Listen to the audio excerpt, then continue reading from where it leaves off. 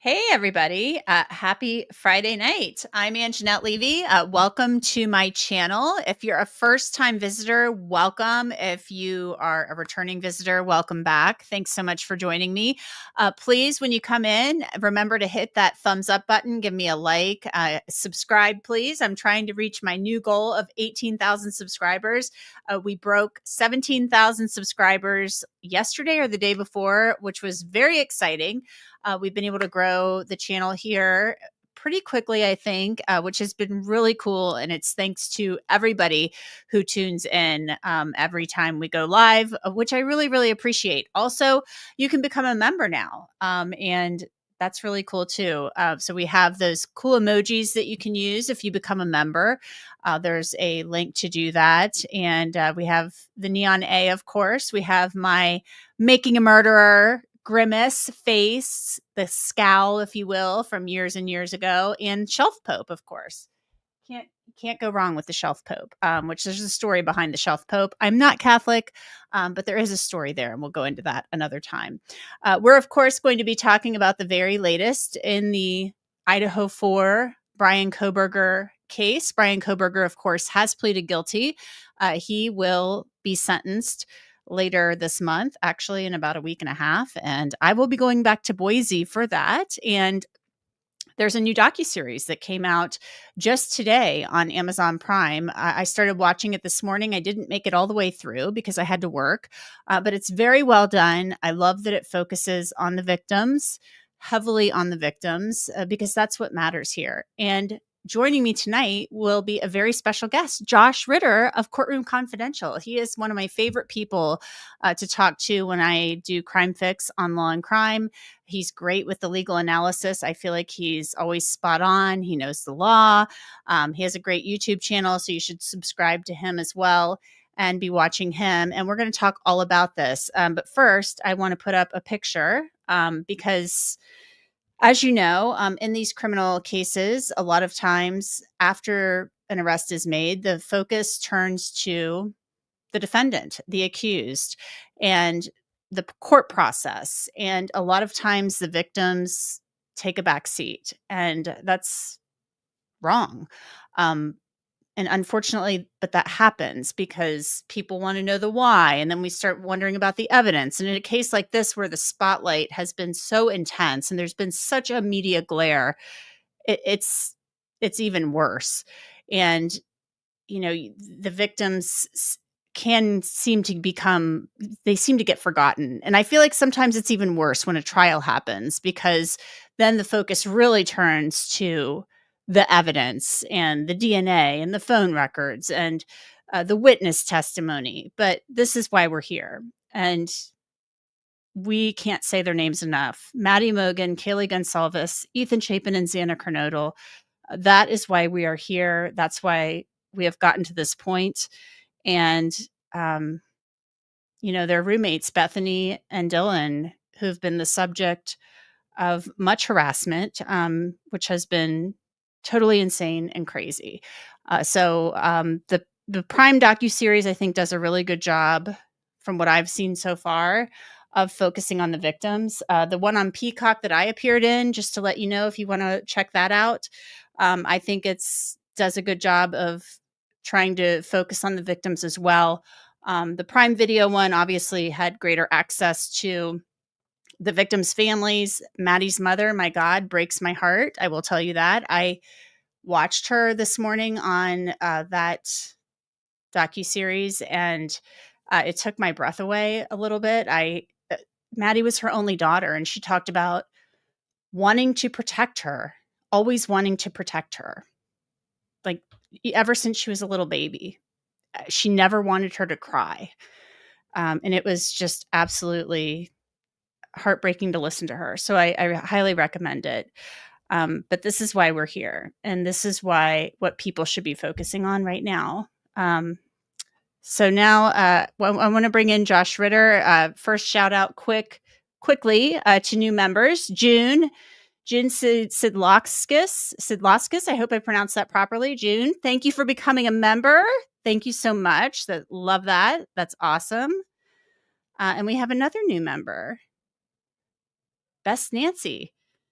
Best Nancy, thank you so much. Thanks, guys, for becoming members. I really appreciate that. I hope you like the emojis and the shout outs and everything else. Now, everybody, big round of applause for Josh Ritter, host of Courtroom Confidential. He's a former LA deputy district attorney and currently a defense attorney. And he's also, his most recent title, a Fox News contributor. So, Josh, thank you so much for coming on my channel. I really appreciate it.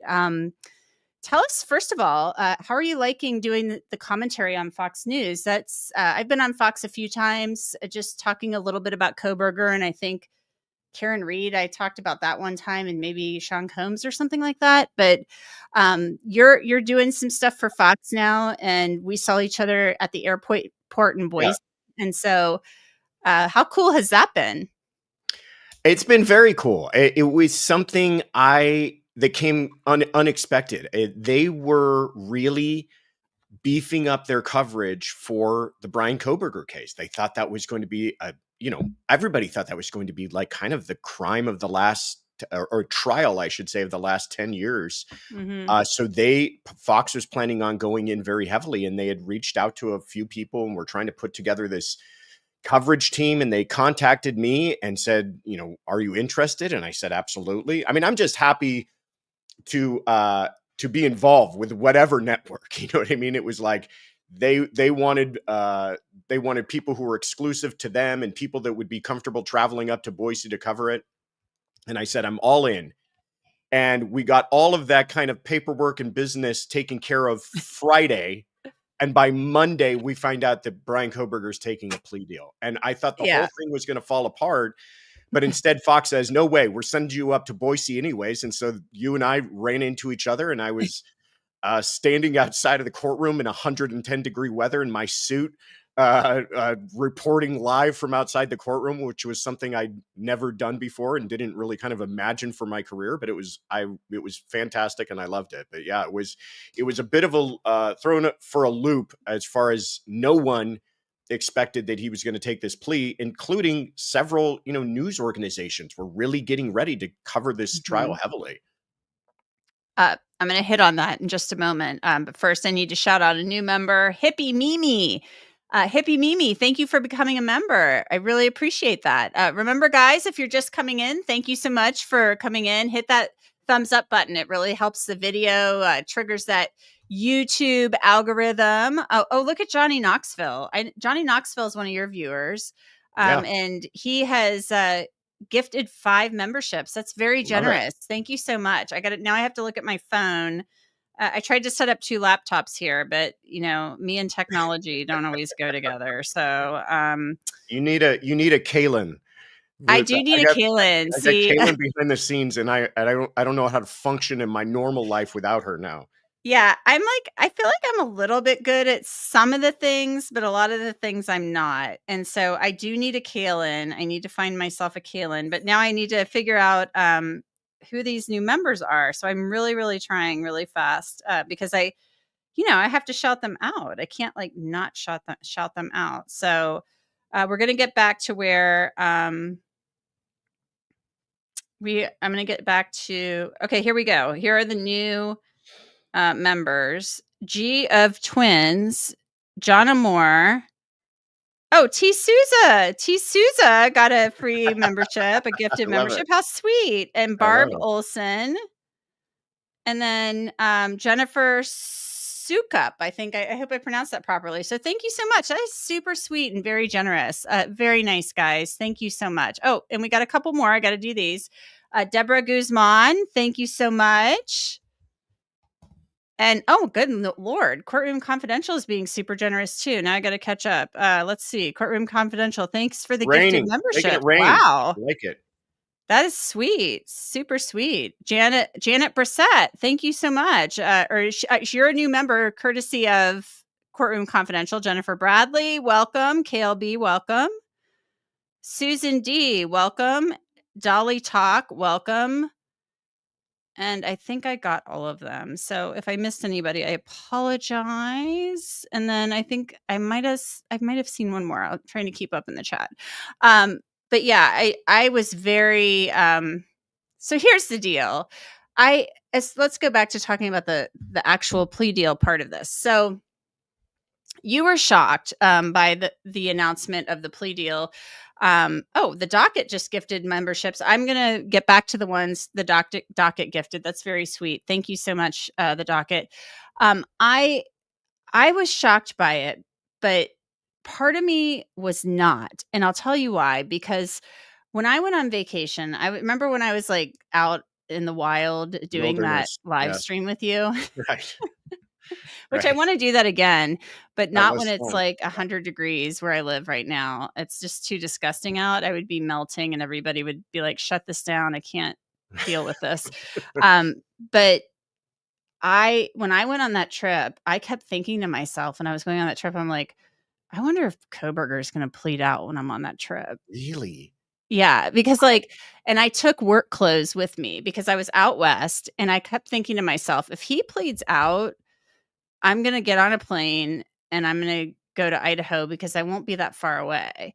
And I say this only because when Judge Hippler ruled back in, I don't even remember when it was, what month it was. All these months are blurring together. When he denied all of the motions to suppress and everything, he said Yeah. everything's coming in. You Yeah. know, everything's coming in. And this was before the Dateline information came out. I thought to myself, wow. And I remember I interviewed Philip Dubé about this because Philip worked as court appointed counsel in LA, and he knows all the, court appointed defender, public defender kind of, whatever you do. So I was like, do you think that do you think the defense is going to try to do a plea deal? I asked him that straight up on Crime Fix. Do you think they'll try to do a plea deal because of all of this stuff coming in? And it seems, at least from where we're sitting now, and we were getting a lot more information from the court documents about, what they were claiming as far as the proximity of his phone to the house on the 23 occasions, all of this stuff. Like, good God, this seems really bad. The autism stuff, the judge said, no, you're not getting that. That's not coming in. All that stuff's going to be, you can use it as mitigation if there's a conviction, but you're not telling the jury he has autism. And they're sitting there talking about him like he's a complete pain, in court. His attorneys are like, he doesn't know what mitigation is. And if you show a really gory crime scene, he is not going to react. I mean, I would watch these motion hearings, Josh, and I'd be Right. like, they're literally just saying like he's like a statue. Or I'm like like, a sociopath, like somebody yes, they're like basically unconnected from reality. Right. right. And then they're like, Judge, please don't let the state call him a sociopath or a psychopath in court. I'm like, where is this coming from? Right. Did somebody call him that? Is something in the discovery that references that? Like, why are they even doing this? Right. Like didn't you think that was bizarre? Have you ever seen a defense attorney file a motion like, don't let the state call our client a sociopath or a psychopath Or murderer, by the way. or a murderer? I've never seen that before. But I've never seen. I mean, there was a lot of stuff I don't want to say never seen, but there was a lot of very rare motions that they brought. I mean, the whole idea. Remember, they were trying to keep the bushy eyebrows out. I mean, Yes. they were really, It was like the weirdest really, stuff. yeah, they were going after everything. So to me, it was just kind of par for the course that they're being incredibly aggressive on everything. And what's funny is you point to, you were kind of gonna complete your thought about how you thought he was going to take a plea when you're on your Well, I vacation, but was worried you about it. I was like, you I wonder if he will. And it was only because, not to interrupt you, yeah. it was only because that Howard Bloom, who wrote that book, who wrote a book, he was saying like that Kohberger, and who knows if it's true or not, but he seemed to have some sourcing saying Kohberger wants to take a plea or wanted to, but his mom didn't want him to. And so I was like, well, is Ann Taylor going to really start pushing for a plea, or is she trying to talk him into it? And then the Dateline leak happened, and I thought, I wonder if the state's now kind of worried. See, I viewed it almost the opposite way. When they lost all those hearings on the DNA, I thought, okay, well now they're pot invested. When it was like the DNA's coming in and we didn't immediately hear about a plea and time went Mhm. by and they kept on filing other motions, I thought, oh, well then they're all in because that was their biggest chance to keep the DNA out. When like if they don't have, I always said they're either going to have to legally challenge that DNA or have an innocent explanation for how their client's DNA ended up there. And Mhm. when they lost that, and then we find out that they lost the alibi, and then we find out about the Amazon purchases, and there's still no plea deal, I thought, well, these people are seeing this to the very end. Like this couldn't get worse for them. We're going to trial. And I thought from the prosecution's perspective, there's no way they're going to offer something less than the death penalty. I thought, if anything, I thought maybe the judge would get involved and they would go to the judge and say, Your Honor, we want to take a plea. Can we plead him, and avoid the death penalty? But the idea that the prosecution this late in the game would offer him a deal that avoided the death penalty shocked me. Now, I'll say it shocked me not that it happened, it shocked me the timing of it. I just thought we were past that point. I thought we were, Yeah. on we're headed to trial. Everybody's ready to go. Anchors have been pulled. We're on our way. But because these types of cases settle like more often than you would think. Death penalty cases settle quite a bit for that exact reason that the defendants want to avoid the death penalty. And they say, if you'll take it off the table, I'll plead. And many times prosecutors take that. So this arrangement isn't entirely like shocking to me, but the idea that it happened this late in the game is. Yeah, I mean, it did I agree with you. It seemed to be getting very late in the game. I mean, we're talking about they had already sent out summons to Yeah. jurors. I mean, because I've had people in the chat say, "Yeah, I was one of the people who got one of those summons, and then it Wow. was canceled." Wow. It was Yeah. canceled after the plea hearing or whatever. So I think it's yes, getting this late. I mean, a plea can happen at any time. We know Sure. that. Sure. But just the fact too, Josh, that the state was even willing to agree to it. I mean, if their case was like as rock solid as they say, and you never know what a jury's going to do. You really, it's the truth. You don't know what's going to happen. But the fact that they're saying, and let's look at the timeline here. When the defense, or I'm sorry, when the state, I guess, sends the families the letter on a Sunday via email saying, we've reached this agreement, this is how we're resolving the case, they mention it apparently to the families on a Zoom call on a Friday, a day or so before that, or maybe 2 days before that. And the day or two before that, they lost their bid for a continuance. Judge Hippler denied that. No alternate perpetrators. They can't introduce alternate perpetrators.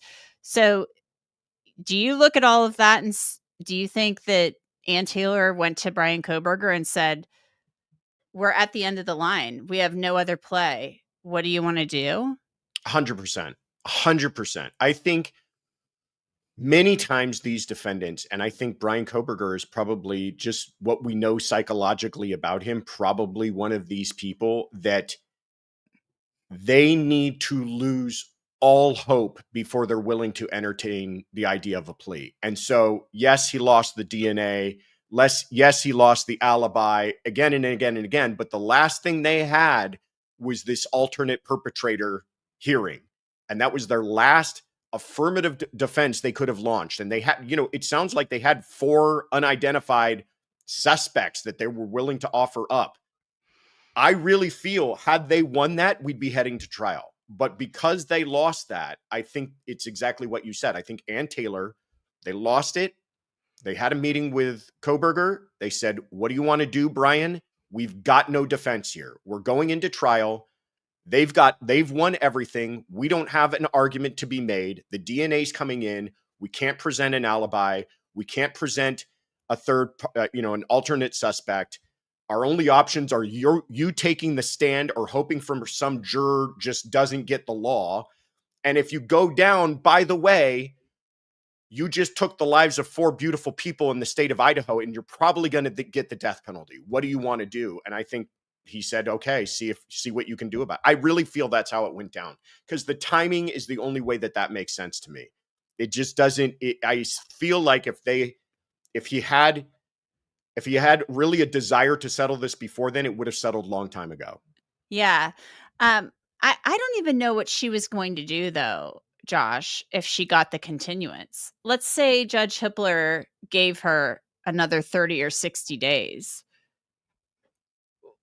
What was she going to do? I mean, Maybe sit and give him more time to think about it. I mean, that could have been the purpose of the continuance, is just for him to really sit and think, do that, because I don't think there was any more preparation to be done. All of her arguments about, gigabytes of information and we need to look through all that, I don't buy any of that. They were as ready to go as they were 3 months ago, 6 months ago. They're it's probably more like they wanted to delay the inevitable than anything. I don't think that they were lacking the ability to prepare for this trial. I just think that maybe they were hoping with more time it might convince him. I do not think this was many people have said, well, the prosecution probably didn't have much faith in their case.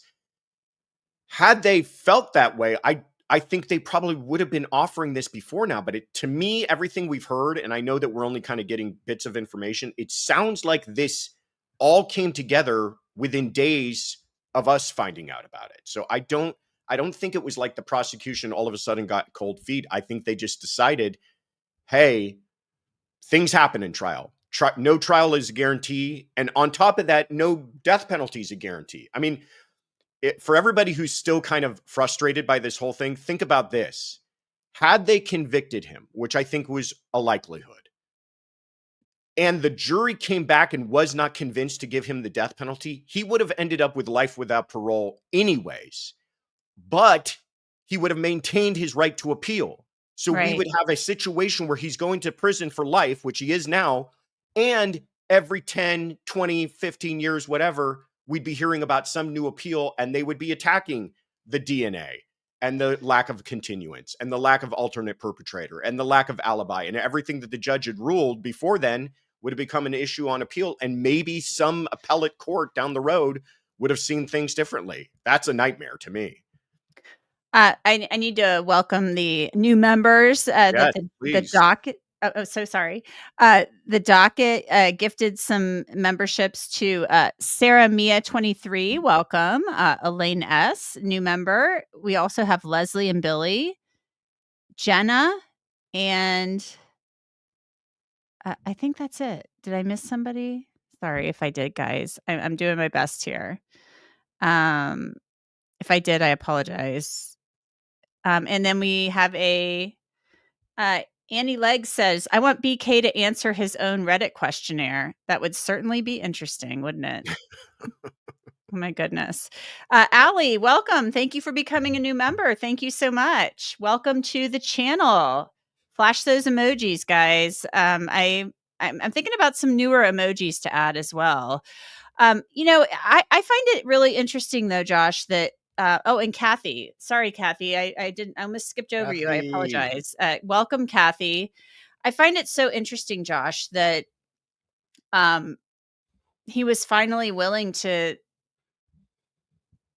do it though. And I find it so interesting that the state was willing to just be like, okay. You know what I mean? Like, okay, yeah. It saves a ton of money. It also spares the victims' families, but this was going to be an expensive trial. I mean, there's no way Latah County could pay for this. The state of Idaho was going to have to somehow help pay for this trial, but it spares the victims' families a lot of grief, even though 2 of the victims' families wanted no part of this plea agreement. They wanted a trial. They wanted answers. And I don't know if they'll ever get the answers that will fulfill them or answer their questions or make them whole. I mean, nothing's ever going to make them whole. But I just don't know. Just the fact that he was finally willing to do this, but the state being willing to agree to this, to me, is even more stunning, and to agree to it so quickly. I get that they're up against it because they were summoning these jurors, but didn't you feel like that it happened a little too quickly, or how do you Oh, feel about it that? was breakneck speed. I don't understand that part of it. To me, I mean, okay, we've got a plea deal. Sometimes in these situations, they just say, great, at our next court hearing, we'll go ahead and take care of that. But they not only wanted to set a special date just for this, but they wanted it done within 2 days of everybody even finding out about it. I mean, I heard about one of the family members had to hop on the first flight available just so that they could be there for the plea. I mean, it made no sense to me. The only thing that makes sense in that situation, and I'm just speculating, is if the defense said to the prosecution, great, but we got to do this like yesterday, because they thought they've got a client who may end up changing their mind. That's what it sniffs of to me, is that they may have thought maybe they were working on him for a while and they finally got him to agree to it. And they thought, let's get this done before he changes his mind. That's the only thing that to me makes any sense as to why it moved so quickly. But I think the prosecution, um, I, I know that people don't maybe agree with this, but I think the prosecution really views this as a as a really good result. I mean, the only thing they didn't get out of this is the death penalty. Okay. And you could say, well, that's what the whole point of the death penalty is for a person like this, a person who does this kind of a horrific crime. And I agree with you. But from the state's perspective, is getting that worth, or, which is worth more? The lack of appeal, the lack of, like you said, undertaking and expense and potential for losing the death penalty and everything else. When you pile up, in your decision matrix, all of that against the idea that, yeah, they don't get the death penalty. I think they said the math works out from their perspective. I will tell you the one thing that really bothers me about this is I spoke to Brian Enton the other night on our channel. I'm a big fan of his. He's the guy who broke the whole thing on Mhm. Twitter about there being a plea deal. And he said that there were discussions from the family about wanting some sort of admission from him, some sort of proffer taken, however that worked out. That to me was a little bit shocking. I would have thought the prosecution would have said, fine, he's pleading, he's admitting to everything, we'll take the death penalty off the table, but we want some answers to stuff. I mean, the idea when the prosecutor stood up in court and was saying things like,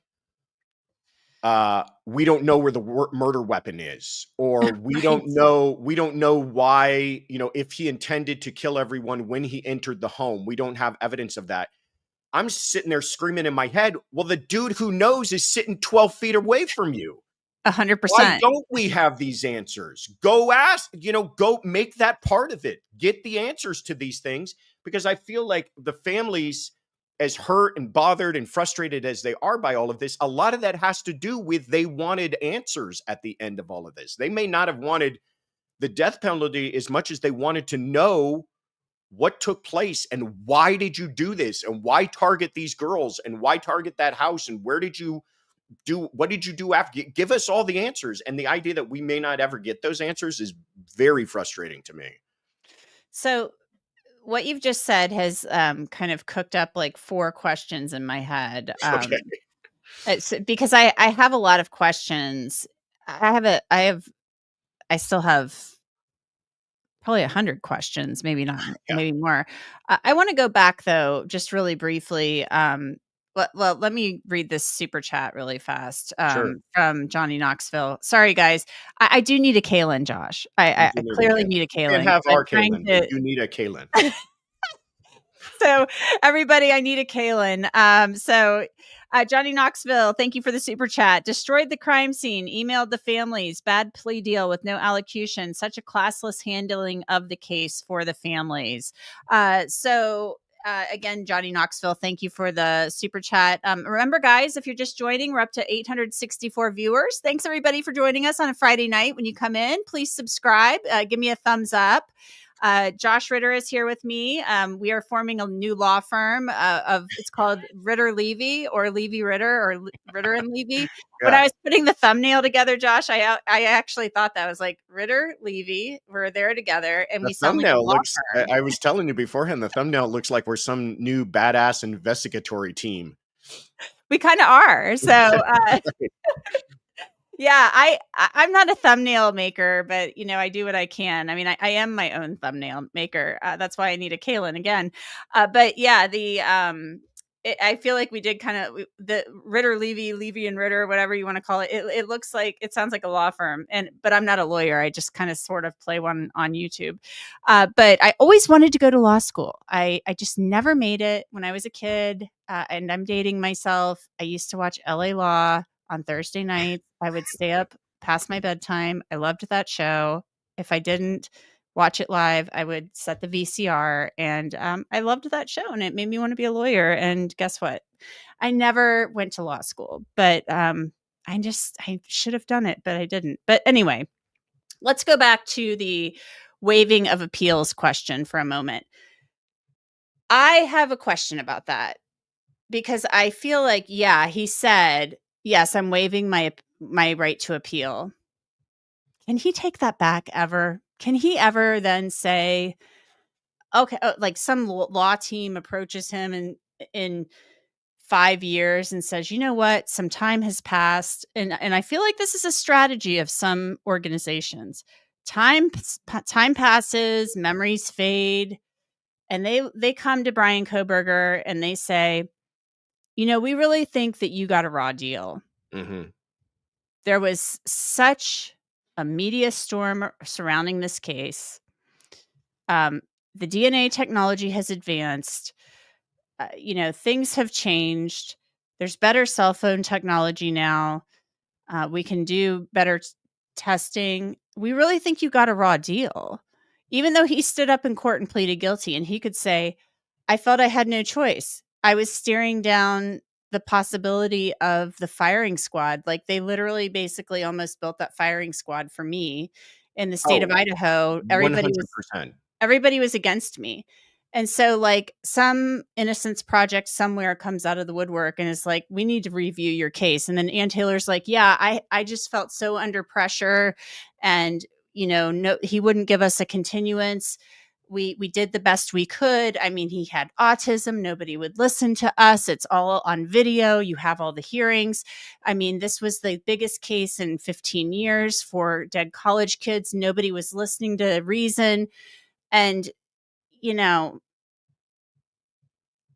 right. if he indeed did not make any type of statement, videotaped or written, telling the cops where the murder weapon was, if that indeed did not happen, and we don't know that it didn't, but we, at least publicly, they have not said it did or didn't. The families don't know if it did or it sounds like they are saying it didn't.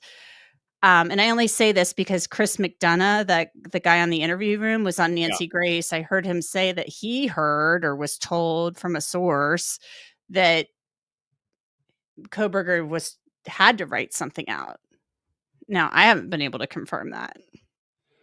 I mean, they have them sometimes fill out waivers where you heard the judge in court ask him all these times. A confession. They're saying he had to write a statement. This is what that McDonough guy said. If he did, fantastic. I mean, I hope that gets released one day. And me too. Yeah. But can they come back in like 5 years and be like, right. you guys saw what a media storm it was. This is the perfect thing. I mean, could he just say, I felt such pressure and I was staring down the possibility of a firing squad. Now we got to review this case. And like, so waiving your appeals, and I have autism. Like I just I'm such a black and white thinker. I couldn't see the nuance. They come back and say he was in no condition to waive his right to appeal? To get very lawyerly and technical about it and try to avoid getting into the weeds too much, he couldn't appeal. He couldn't say, I want to appeal decisions made by the judge But what he Right. could do is ask to withdraw his plea. So he could 5 years down the line, 10 years down the line, for all the reasons that you say, I changed my mind and I want to withdraw my plea. But I think that will fail for every reason that you just gave. If he says, I didn't really understand it at the time. We've had advancements in technology, all of those things. The judges are going to say, sorry, that doesn't cut it. To withdraw your plea after sentencing, so he could withdraw his plea before sentencing, and it's a different standard. But again, he'd have to show that somehow he wasn't informed of his rights properly. He didn't understand what he was, pleading to. All of that stuff. That again, I don't think is going to happen. But after sentencing, it even becomes more difficult. And what you basically have to show is what's called manifest injustice. You have to show that there is such a gross miscarriage of justice that we have to allow this person to withdraw their plea. So things like technology advancements, things like changing your mind, not be, your attorney not being entirely the best attorney in the world. None of that. It would have to be something like there is evidence that this person did not in fact commit this crime. Like, this is Innocence Project type stuff. Like, there is something showing that this person could not have committed this crime. And we know, in fact, that this person caught on videotape, holding the knife, everything else, that person did in fact do it. And we have to allow, it would be a miscarriage of justice, manifest injustice, to allow this person to continue to be convicted for this. So we're talking radical, extreme type stuff. Short of all that, he could try to withdraw his plea, and he's going to lose every single time. But before he even gets to the idea of appealing anything, he'd have to first withdraw his plea, because his plea includes the inability to appeal anything. So that would be the kind of technical thing he would have to go through. But, Yeah. when people ask me, can he? Well, people can try anything. It's whether or not they'll be successful. And the idea of him ever being successful withdrawing his plea on this, I think, are just zero. Yeah, I mean, after sentencing, of course, would be, like, Right. impossible, but he could still, up until sentencing, withdraw his plea, He could, but right? still he would have to show something. He would have to show that, like, Mm. oh, Ann Taylor didn't explain to me exactly what I was pleading Oh, to. Or, really? oh yeah, it's not just like I changed my mind. It's like Mm. you have to, and it's up to the judge too. You'd have to Oh, show that something about, I didn't understand the consequences. I didn't understand my rights. I didn't understand the evidence against me. I wasn't informed by my attorney of all of the consequences and evidence and all of. You'd have to show some sort of um, reason beyond I've changed my mind. interesting, okay, because I thought he could and I'm glad you clarified that, because I thought he could withdraw his plea and change his mind and say, "You know what? I need to take this to a jury trial." So I didn't realize he had to have basically grounds for withdrawing his plea. Yeah, I mean, pleas are a very serious thing, and they, people. That's why it was as lengthy as it was, and he's advised of everything, and he understands all his rights, and he's advised of his rights, and he waives all his rights. I mean, they're constructed and performed in such a way to avoid any of that kind of nonsense afterwards. I've dealt with it. I mean, I've got people who've many times tried to withdraw their plea, and I can't think, nothing comes to my mind where they've ever been successful, because it's usually just some guy who gets buyer's remorse, realizes that, 25 to life meant 25 to life, and they don't like Mm, it. And so they want to change their mind, yeah. but they got to have some reason beyond, I don't like it anymore. Okay, gotcha.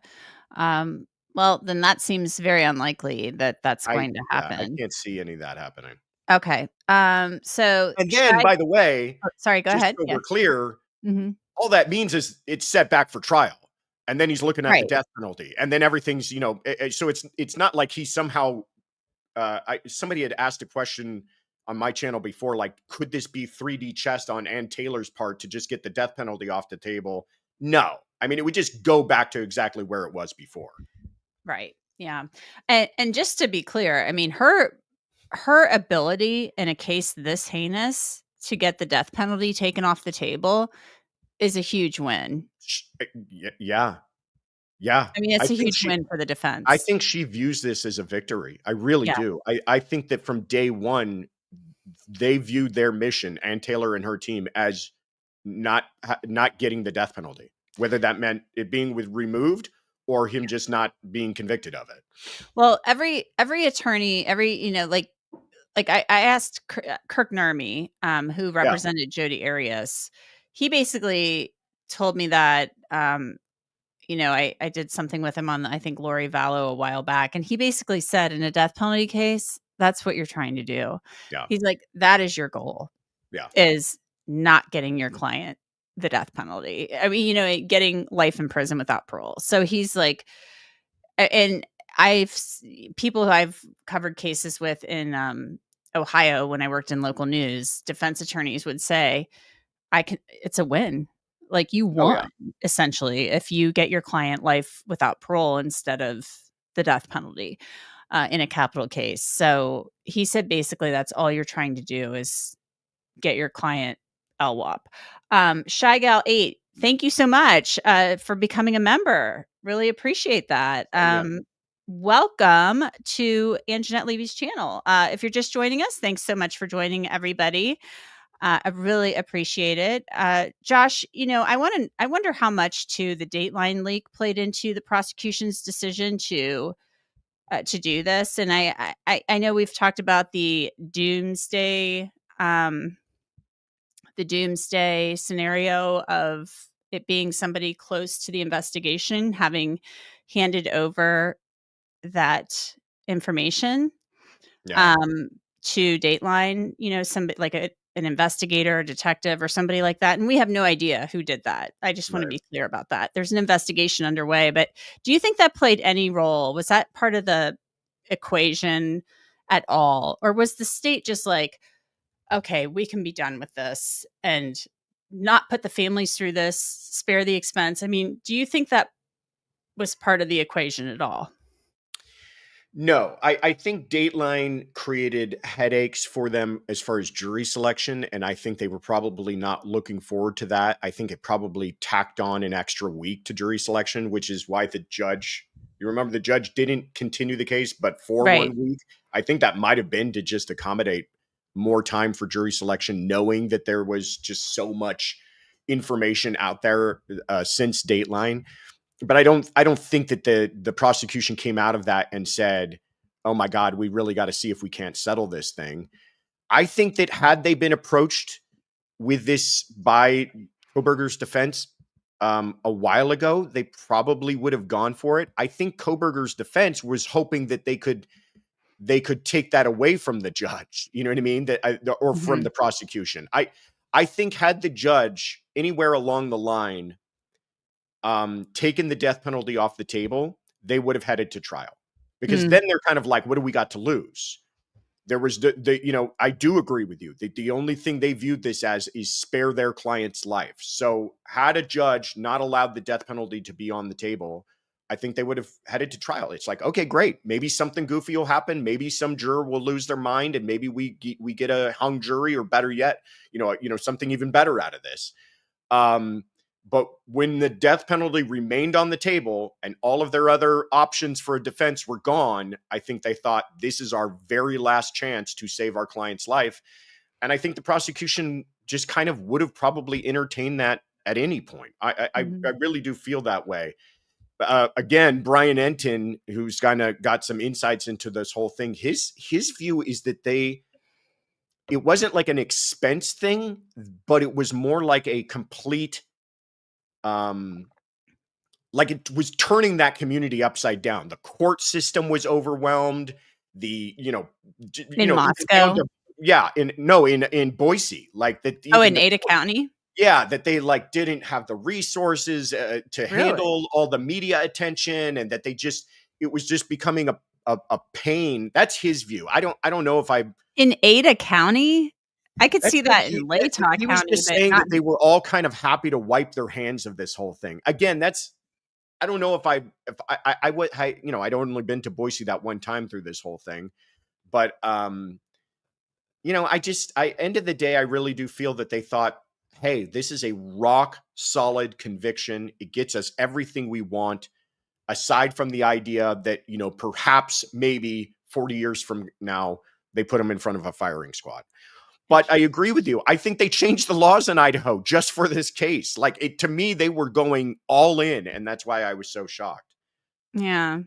The Richards Art, thanks for becoming a member. Welcome to the channel. Appreciate you becoming a member. Kathy Simmons, thank you for the sticker. Appreciate it. Thank you so much. I know, Josh, there's a hearing that will be held. Media Coalition, which includes my employer, Law and Crime, has filed to remove the gag order. They want Judge Hippler to vacate it before sentencing. Uh, you know, Hippler's having a hearing this coming week.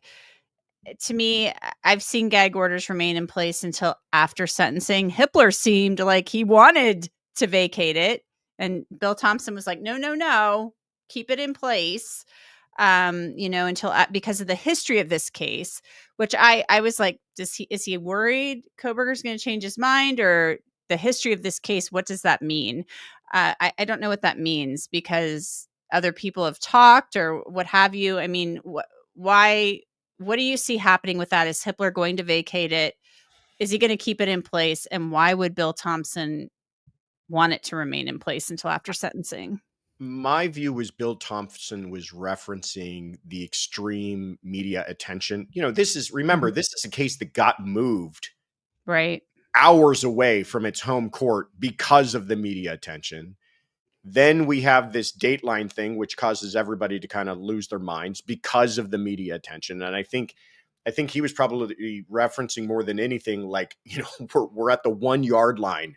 Can we please just get this thing home and then let everybody know everything and let everybody talk to whoever they want and avoid some last second disaster? I could see Hippler probably going for that. I could see him saying, hey, what is a matter of a couple of weeks? He's going to be sentenced by, what is it, the 23rd? Yeah, on the So, 23rd. I mean, yeah, it might go more than a day, Hippler said, so. I could see him saying, God, is it the 23rd? July That's 23rd is that's when less the than 2 sentencing. weeks from now. Wow. The hearing on the gag order for the media Is is, next week. yeah, the 17th. Yeah, so he's going to go, okay, I'm going to make you wait less than a week before I release this gag order. In court time, that's the blink of an eye. You know what I Yeah. mean? So I can't see him lifting it before then. But afterwards, I think it absolutely should be lifted. And it's going to be interesting. I feel like there's a lot of stuff out there we don't know about. I mean, I feel like there's still a lot of information that we were not made aware of. There was there was this video that was released by a YouTube creator. She's actually a CGI artist, and she did all the Dateline 3D We're gonna look at reconstruction. that in Oh just a yeah, minute. but she even references information that she had that I had not heard Yes. before, and I'm like, oh, there's still a lot about this case we don't know. What I find interesting is that she said from Netflix and Dateline. I'm like, well, somebody's handing out hard drives to Yeah, Netflix and right, Dateline. Who else right, has hard drives? Because right. it sounds like everybody's got the evidence. How does Anjanette Levy get Yeah, hard where's drive? my hard drive? I'll take one of those.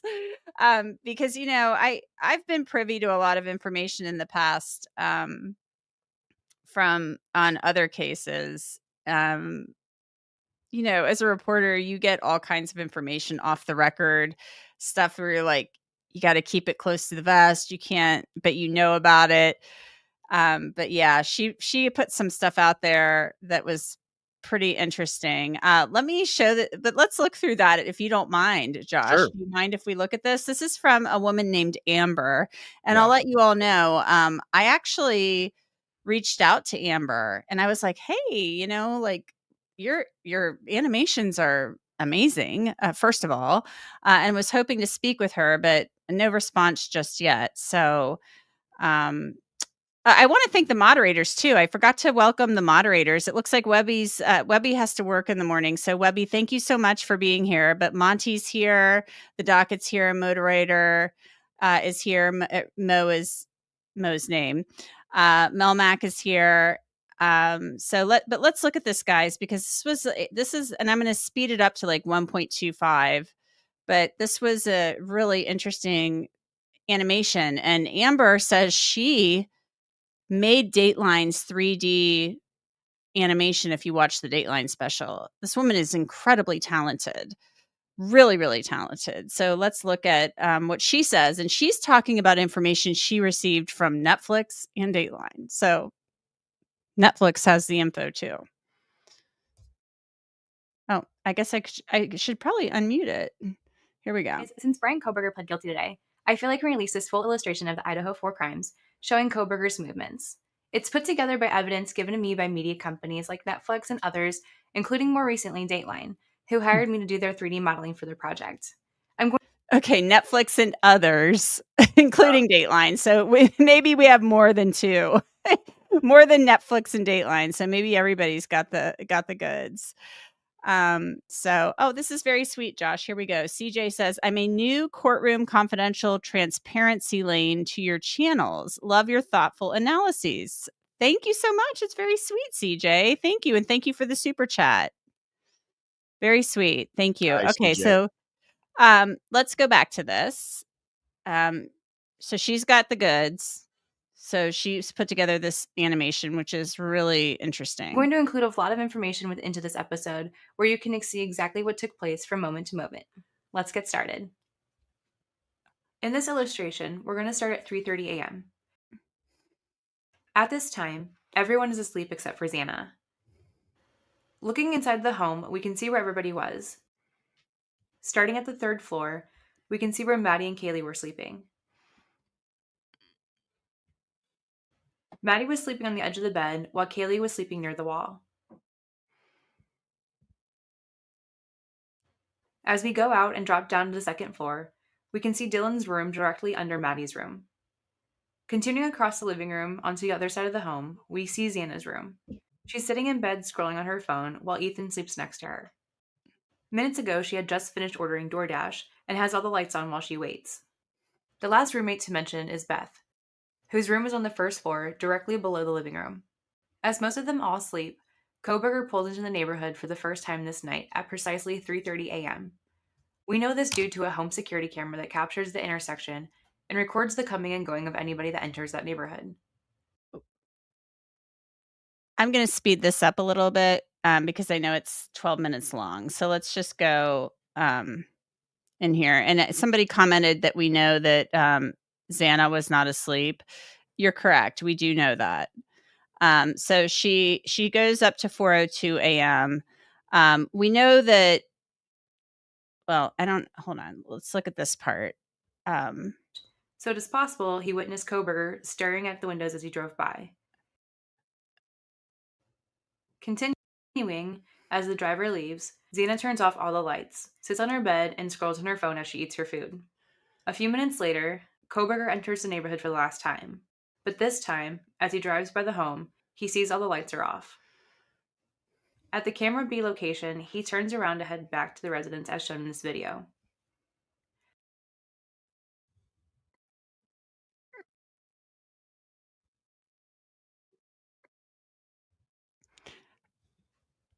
When he returns to the front of the house, he does something unusual, so much so that it's noted in the arrest affidavit.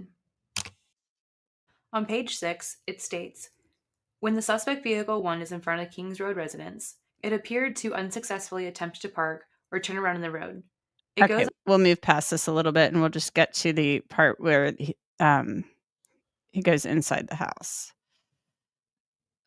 At approximately 4:13. And this is the area I'm going to show everybody. I've been to King Road many times, and I did a walk around a couple years back. It was in 2023. I'm not going to show that tonight, but I'll show it another time. So I was up in this area. Where we're looking at here, where he parked? Yeah. Wow. You can see right into Maddie Mogan's bedroom from that parking area. So I'm going to show that another time. Quiet. Can you stop it really quick? This is Yeah. It's out of the sorry vehicle. to interrupt, but something No, please do. I don't want to do a bunch of asides here, but something I never thought about until right now. She references the affidavit about when the car stops in front of the house just then. Yes. And she says it appeared that he stopped, that he either unsuccessfully tried to park or turn around. Yeah. How do they know that? There's There no must be video. Well, there must be some other security camera from That's another what I mean. So there's house. still stuff we don't have. That Yeah. if they're saying appeared, that to me is they've seen something, Well, right? let's go back. Sorry, I didn't. Because It's just the first. There it is, right there. okay, let's go back because when I was there, So that it's noted in the arrest affidavit. okay. So there was like, here's like the little parking area out front because Right. I would do like live shots from right there. Can you see my cursor on the screen? Yes. Okay. So there was like a dumpster right there. And it was like right around that area. So I wonder if the dumpster was kind of obstructing, the parking area. Plus there were cars that would park along there too. So because I remember sometimes it wasn't this dumpster. There was a dumpster like over this way too. Mhm. So I'm like, was that dumpster blocking the way? Was it just too hard to park there? Because you could easily park there and then walk around to the sliding glass door. Yeah. And Yeah. what It's doesn't not. make Oh, so sorry. Go ahead, Josh. No, what I was going to say is, this little tidbit It's a right little here, nugget. Yeah. it's not like it's game changing to what took place and the murder and everything else, But but there's more video. There has to it seems be. to me there's got to be more video or more information out there. And that's why I'm saying, we're talking about the lifting of the gag order. I just feel like there's going to be a real flood of evidence and information we've just never heard about. Even with all these leaks, it sounds to me like there's just a lot more out there. Well, and there was this row of apartments right here too, because I remember I interviewed a guy named Max who lived in this row of apartments right there. Which I have actual like footage of that area, which would give a better view of it. And this was like in December after everybody was scared to death. It was Yeah. scary. It was Well, there was super. And when you watch the Prime there's a documentary, you'll hear the kids talk about how terrifying this was. I mean, it was scary. there's an unknown, unapprehended suspect out there. Right. Incredible. Yeah. I remember walking around thinking like, I don't know if the person I just tried to interview is the person that did this. Wow. Like, I'm Yeah. walking around in the dark with my photographer. And I just remember I looked at him at one point and I'm like, you know what? I don't think we should. It's dark. It's only 7:00 at night, but it's dark here. We should go back to the hotel and eat dinner and not be out at dark, even though there were like Idaho State Police cruisers all over the place trying to make everybody feel safe. You didn't know who did this. Right. So, Right. but yeah, this is that parking area. And you could see right into Maddie's bedroom. He eventually grabs his things, gets out of the vehicle, and begins walking to the back of the home. At approximately 4:13 a.m., he begins to make entry. As he steps in, he takes a minute to make sure everything is quiet and that nobody is truly up. He walks to the entrance of the living room and looks around. Like how she knows that, I don't He know. continues to be cautious and stands there listening. I think a lot of this is just kind of speculation. Yeah, it would have to be. Feeling confident, he continues upstairs. As he makes his way to Maddie's room, the time is about 4:14. Meanwhile, 2 minutes later, Xana takes a break from TikTok and walks into the kitchen. Evidence shows her activity on the app stopped at 4:16. As she enters the kitchen, she's a little shocked to see the sliding glass door wide open. And at the same time, she hears a serious commotion going on upstairs. Hey everyone, I don't usually ask, but I'm building a small production company to bring you more exciting stories. And I'd love your support.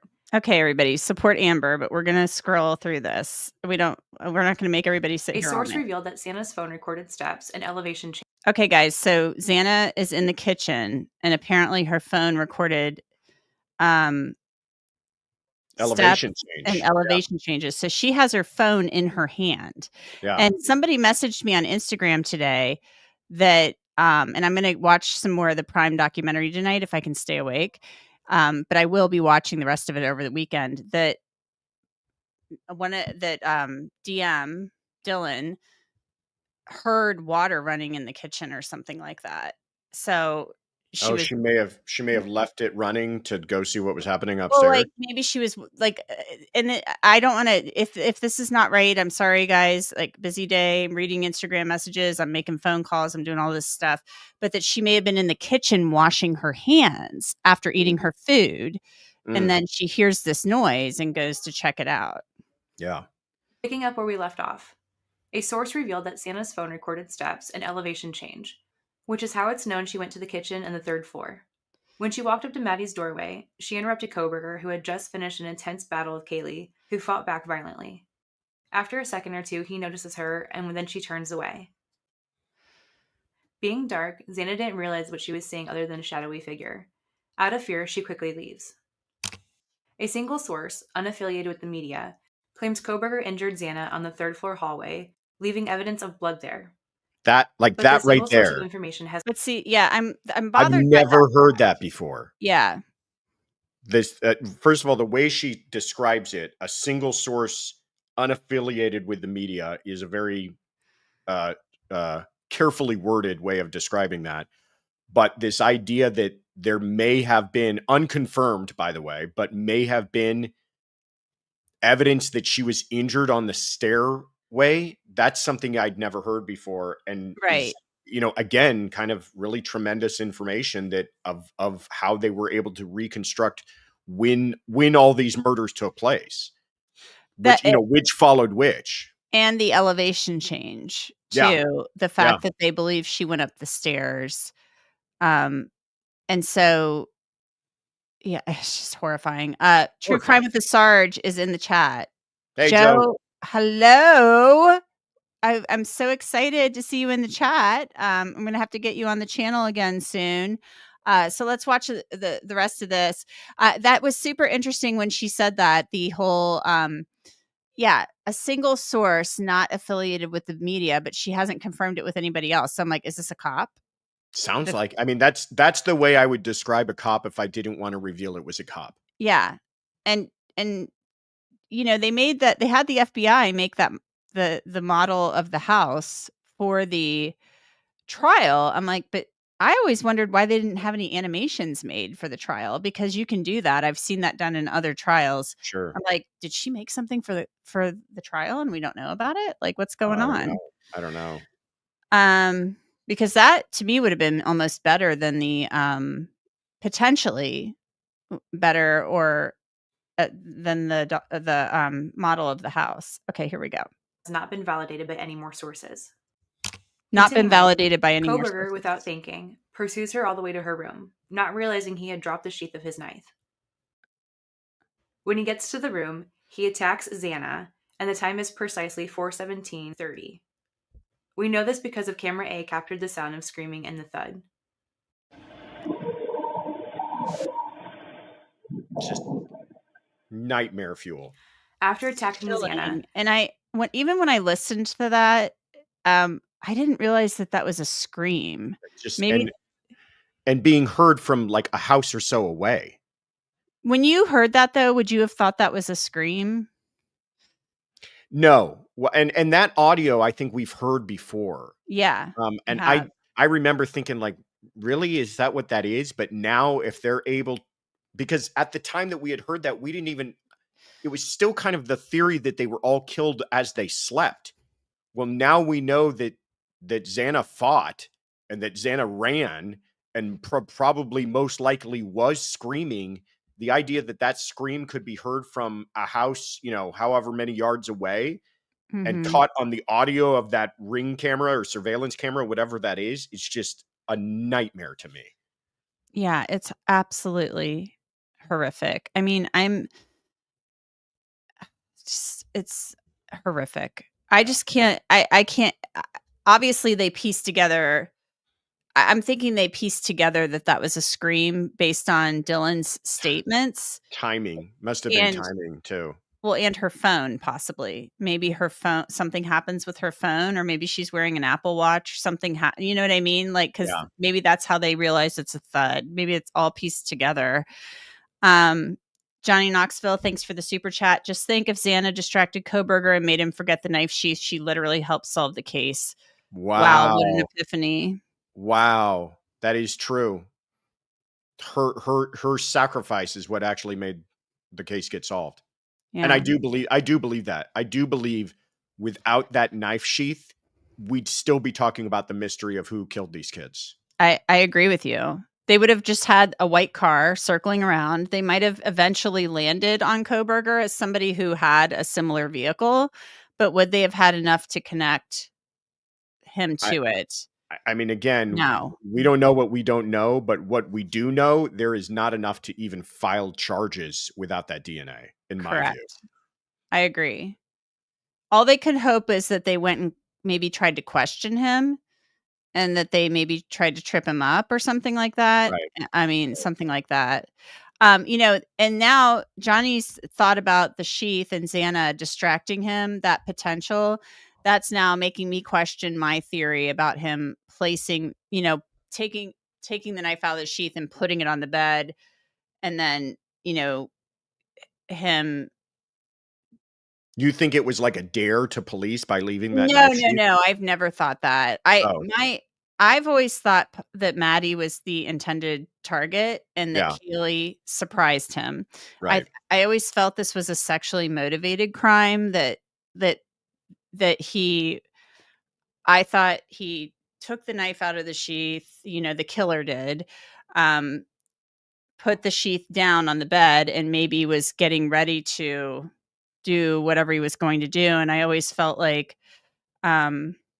I always felt like maybe he was preparing to commit a sexual assault followed by a murder, and that Keely awoke because she had not maybe been asleep that long, or maybe not even asleep at all, and that caused something, that caused like an interruption. Could Um, be. because I feel that Maddie was the intended target. I've always felt that because of the view you could see into her room and because it was her bedroom. That's where And the killer went.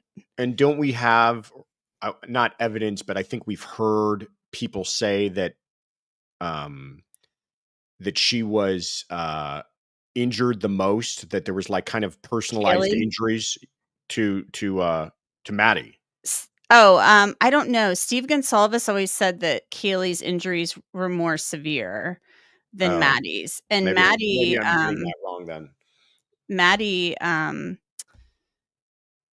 Maddie in the court documents, the state was going to call an expert in rebuttal that would have testified that Maddie was that she had no ability to fight back. She Oh, had no defensive wounds. She had no ability to fight back because of her level of intoxication. That's what the state wrote. People kind of gave me some heck about that when I brought that up the other night. That was no shade at Maddie. They were college kids. They can go out and go out drinking if they want. yeah. Um, but Maddie had no defensive wounds. So that was going to be a rebuttal witness to testify that she had no ability whatsoever to mount any type of a defense at all. So uh, the Gonsalveses have said that Keely is the one who fought back. And maybe that's what caused the noise that would have brought Xana up the steps. Okay, so we'll finish this. Kohberger focuses his attention on Ethan and attacks him while he slept. Afterwards, Kohberger must have sat down in a chair according to a report, which found blood smears on Xana's chair, perhaps from the exhaustion of what he had just done. The source also says that blood from the two roommates upstairs were found in Xana's room, showing that it was one person moving from one room to another. Kohberger sitting down was for less than 30 seconds. As he gets up to leave, Dylan, hearing the commotion from Xana's room, gets up out of bed and goes to her door to look out into the hallway. She freezes and sees Kohberger as he walks by and exits through the kitchen. She immediately closes and locks her door and retreats to her bed. Within 20 seconds of the encounter, she's calling and texting her roommates, but no one is responding. It takes Kohberger a minute and a half to get to his vehicle after the encounter with Dylan. But once in his car, he flees the scene at a high rate of speed and exits the neighborhood at 4:20. Dylan continues trying to reach someone in the house. I'm going to skip ahead to this next part. Guys, we can look at this more thoroughly another time, but this whole thing about where she talks and she thinks that he stopped for 10 minutes at a pre-dug hole. I don't Yeah. know about that, Josh. What do you think about that? Pointed out by the Yeah. arrow is a little group of trees with a So, small area that you can. I had Kevin Fixler from the Idaho Statesman come on, and we went through I know this whole Kevin. thing. Yeah, he's Yeah. great. He's fantastic. And we went through this whole thing, the whole video, because he, like you, has been following this from day one. And just, since the murders took place, he's been one of the top investigative reporters on the whole thing. And he's phenomenal. And he talked about this. And his feeling, and I share the same, is that this is kind of an interesting theory, an educated guess, and it's based on some confirmable facts. Like, we do know there is a 10-minute period that seems to be where he's quote unquote missing, where they can track the time that it would have taken to get from the Moscow home to the next period when he actually turns on his phone, and they can, track the time from when his phone is turned back on, and they can actually track his location back to Pullman and all that kind of stuff. But there is this kind of 10-minute period where people don't quite know what he was up to. And so she has kind of, and she even says it here. She kind of says, she hedges her language, that this is sort of her theory as to where, he could have pulled over. I like the idea of what she's talking about, how you can see headlights in both directions for a long period of time. That's interesting as well. It is a pullout area. The whole idea of a pre-dug hole, I mean, I feel like, if anybody was aware of this theory, they could have searched around that area and found a knife if it had been buried. But I do think that there might have been some place where he would have wanted to ditch his clothes if he was wearing clothing that he was trying to protect any kind of DNA. I mean, that's been one of the hugest mysteries to everyone, is how does he commit this crime? And first of all, he only leaves one bit of touch DNA at the crime scene, but even more remarkable, no evidence from the home is found in either his vehicle or at his apartment. So how did he clean that up so well? Well, it could be that he pulled over and ditched all his clothing and put it all in a bag or something to dispose of later. And he would want to do that, I imagine, soon thereafter, so that if he got pulled over by police, he's not wearing, a bunch of black clothing with perhaps blood spatter all over it. Maybe this is a good theory as to what he would have done at that location. But I agree with you. This is where, and she admittedly so kind of gets into a little bit of theorizing and speculation. Yeah. I don't think this part, and obviously she has information that we don't have, and maybe she is speculating, but I just am wondering, then why is he down at the Snake River later in the day? I agree with you. And then vanishes into the woods or wherever he went for, a few hours. So that to me is like, that seems more like if even the prosecutor, when he gave his, recitation of the facts during the plea hearing, made a point of mentioning how he was at that location, which is the crossroads of these two rivers. And he didn't kind of complete the loop of that thought, but it was, I think, to anyone paying close attention, the idea that he was probably disposing of something in that area. If anything, he could have pulled over here possibly just to calm down, because I don't think this went as he had planned. Oh no, I agree with that. I think it all spiraled out of control. I don't think he went in there to commit 4 murders. I don't either. Agree with you. I think he probably went in there to commit 1 murder, and then quickly decided he's committing 2 murders, and then before you know it, that turned into 3 and 4. I do think that which is another reason why I think he never saw the surviving roommate when she peeked her head out the door, because it sounds like he was just killing anybody and everybody he ran into. I think had he seen her, I think she probably would have been victim number 5.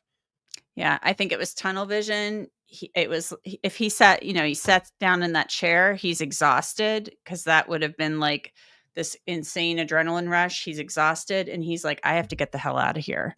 Yeah. And he's like, I'm out of here.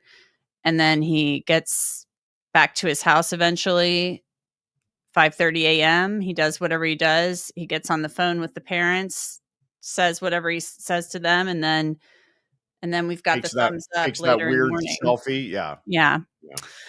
Well, it's crazy, Josh. It's been fun hanging out with you. It's been cool. Thank you so much for coming on. Oh, please, thank you. Everybody, it's been really fun. Josh is going to be, I'm assuming you're going back to Boise on the 23rd. They were calling me and asking what's my availability, and I think I'm probably going to be up there. Yeah. Well, I will be in Boise on July 23rd. I will be there. Guys, if I was a little kind of like all over the place tonight, I apologize. It's been a long week. I'm a little tired. Probably needed some coffee, but it was so fun for Josh to come on here and hang out with me. I really appreciate it. And I've appreciated everybody coming on tonight to hang out. It's been great. There's more to talk about. I'm going to pop on here some more throughout the week if I can. Got a lot going on, got work, got, a kid and all of that good stuff. And, and it's hot. It's been so hot, but thanks everybody. Remember to give that thumbs up to help the video. Please subscribe. Thanks to everybody who became a new member tonight. Thank you to all the mods for helping me out. And I think I'm going to work on getting a Kaylin. So let's wrap this up. Again, thank you, Josh. It was so fun. Oh, somebody just gifted a membership. Am I allowed to say that on YouTube? I think I am. J Mofo. That sounds gifted a membership. So let's give a shout out to the new member really quick before I sign off, so I don't. I can keep my word on that. I'm looking here to see who's got the membership. Oh, and we've got a little reverb here. A little too much Anjanette. Who got the gifted membership? I'm trying here, guys. Oh, there it is. Angie Harrisimic. Welcome. Thank you, guys. Thanks so much. All right, guys. Thank you again. It was great. Thank you, Josh. We're going to wrap this up. Everybody have a great, safe weekend. And again, if you're watching on replay, thank you so much for watching on replay. Let me know where you're watching from in the chat. Everybody have a safe weekend and a great Friday night. See you soon. Bye, everybody.